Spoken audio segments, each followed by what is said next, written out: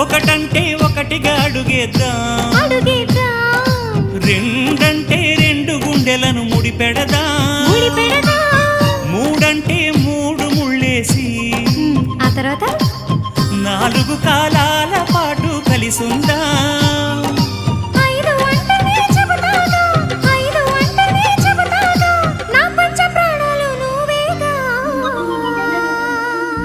అమ్మావు ఇల్లు ఈగ చదివానాడు, ప్రేమ వలపు మనసు మమత చదివాయినాడు, ఇంకా ఏదో చదవాలంటూ పెదవి కోరుతోంది.